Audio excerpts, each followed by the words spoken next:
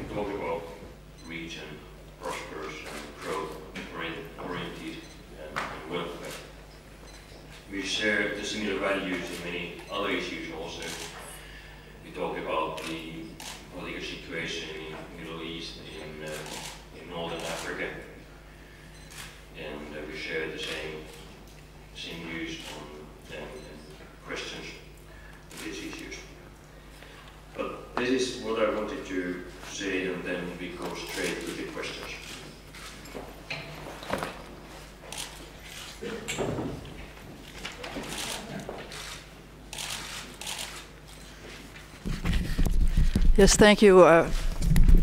Michelle Rasmussen from Executive Intelligence Review, Washington.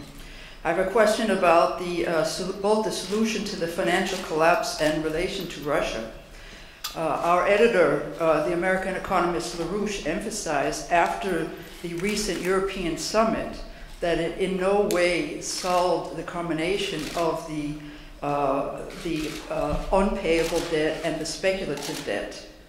And at the same time, after the killing of Qaddafi and calls for Syria to be the next venue of intervention, there have been increased tensions with Russia, which could lead to a larger conflict, as in the Balkans previously. So my question is that there has been, it's to any of the heads, the prime ministers, that there has been growing support for reenacting Franklin Roosevelt's Glass Steagall law, which would separate the banks, where the states would not save the speculative debt. And I want to know if you would consider such a Glass Steagall bank separation as the first step to a solution, and that this could also lead to cooperation with Russia to build up the real productive economy.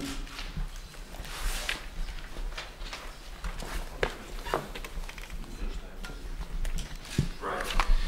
So when it comes to the political cooperation, especially in questions like Syria and the Middle East, in terms of we need Russia there. And there's no other way than to try to find political compromises and political will when talking about political issues. For instance, the issues which we are witnessing in Northern Africa and so on. When it comes to the economic growth, Russia is still an economy which is growing, and it gives especially for the Northern European potential in economic terms. Everybody knows that Russia, in order to get a sustainable economy and economic growth, they need to diversify the economic base.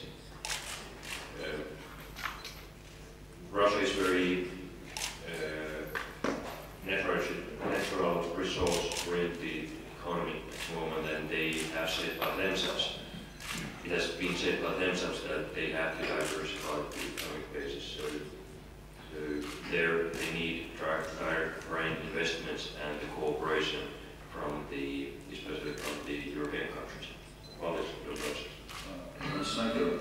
Yeah, I just wanted briefly to concentrate on those questions as regards Glass Steagall law and financial markets. I would say this has not been much debate in Europe, because also currently the problems we face in our banking sector are not so much related with kind of emerging investment banks with retail banks. It's rather interestingly, it's problems related to certain banks' exposure to sovereign debt, like some Greek bonds and so on, which was behind the problem why EU took a decision to recapitalize its banks and to raise capital adequacy ratio to 9% by July 2012. So it's a little different set of issues we are dealing with as regards banking sector. Then as regards sovereign debt,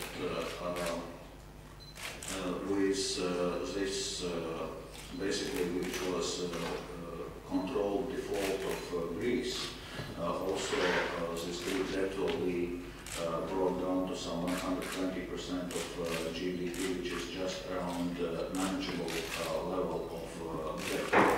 And then it really more depends on whether EU and Eurozone countries can be serious about their fiscal adjustment and actually bring their current budget deficits under control. And if their current budget deficits are under control, then those levels of debt which you also experience in several other Eurozone countries are just about manageable.